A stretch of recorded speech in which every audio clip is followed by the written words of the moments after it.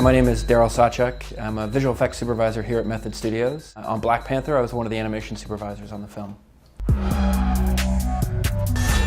One of my primary responsibilities was working with a dedicated team of animators to craft digital performances for the hero actors, for Black Panther and for Killmonger, along with helping to choreograph a lot of the third act battle, primarily consisting of fight vignettes, stunt performances.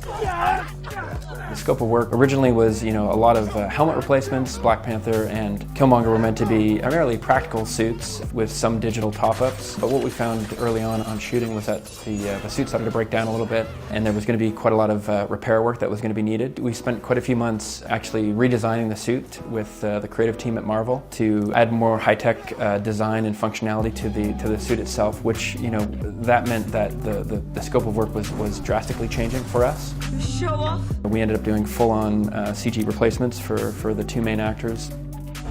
There's a scene in the film where Black Panther re-emerges from the wreckage of the Dragon Flyer in the middle of the battle, and this is a pivotal scene because the audience comes to realize that Black Panther in fact has not died. What we did on the day was we shot Chadwick rising up onto a couple of foam blocks. This allowed us to kind of get the camera framing and everything sorted out with the filmmakers. And then we went in and added in a bunch of the digital components that made up the scene, everything from the background sky, CG grass and distant mountains, all of the actual plane wreckage, the smoke and the fire, and then of course the CG Black Panther suit was all done digitally.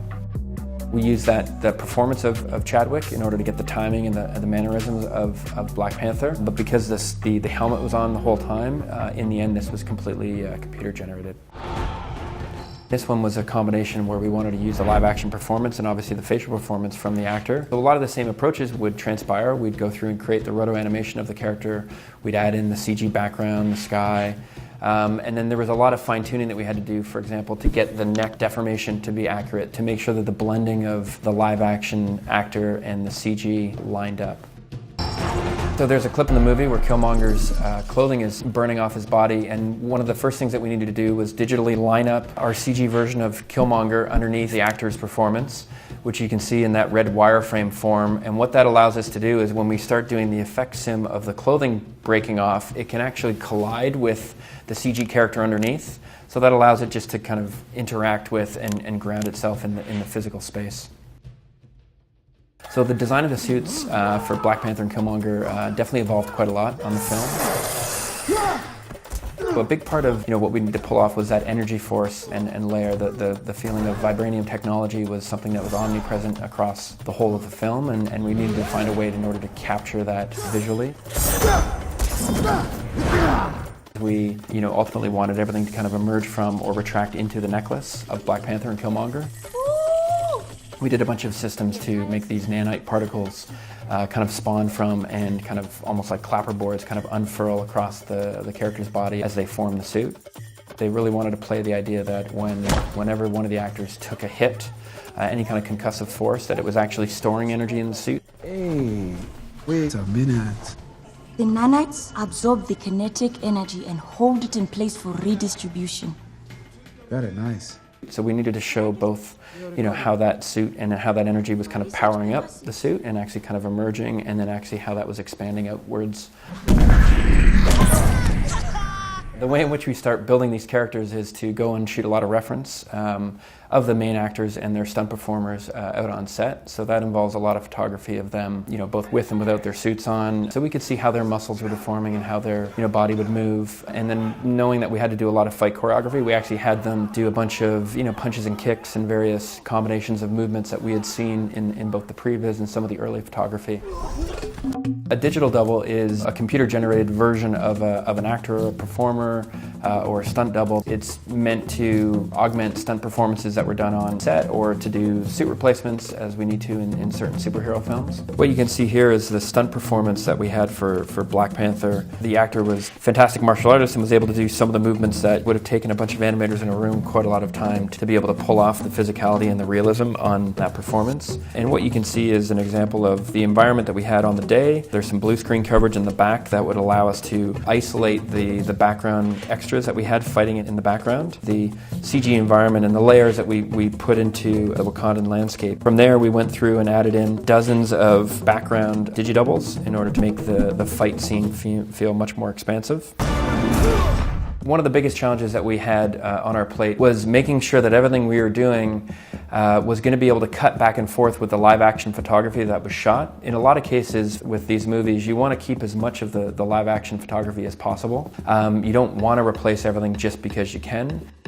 So there's a scene in the movie where we're in tight with Black Panther as he's being pummeled by the border tribesmen, and it's a good example of the combination or the hybrid of live action photography and digital augmentation. We kept the eyes from Chadwick and then augmented that and put the digital suit on top. The reasons for keeping some of the live action, set pieces, the rocks and everything in the background, I mean, it's always a good idea to keep as much from principal photography as possible, just because we know that stuff is real, and then we augment around it, add in a bunch of effects and dust elements and everything to make sure that we sit ourselves in the scene. This is one of our biggest shots where Black Panther had to grab the spear and turn around and fire it off at the dragon flyer and then narrowly avoid being shot by the blasters on the way down.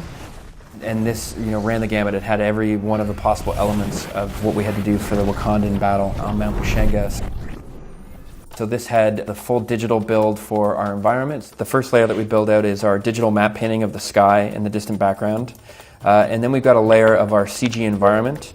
So this has got the full terrain that we've built out, the grass, the pearl rock in the background, the building off to the left. And then in the next pass, what you can see is we're adding in the digital character. And then from there, you can see there's a bunch of effects-heavy solutions or simulations for dust and debris that get kicked up in and around Black Panther as he runs up the hill.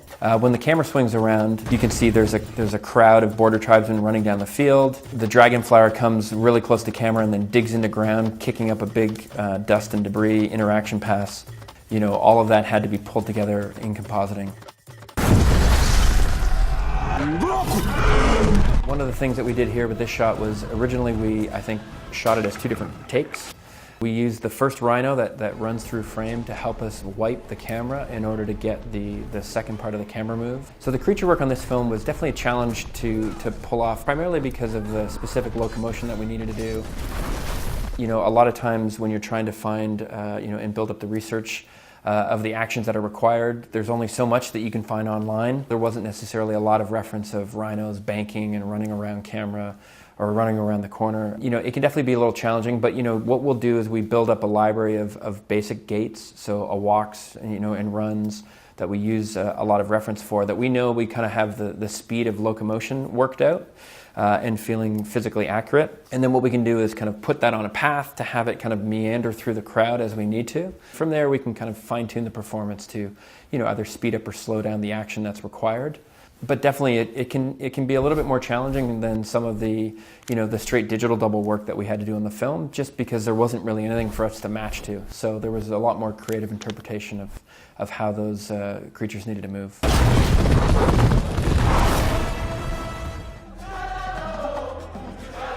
The most rewarding part of the job that we do here as visual effects artists working in the industry these days is helping to realize some of these childhood fantasies that you've had growing up, reading comic books, thinking about comic books, bringing these characters to life.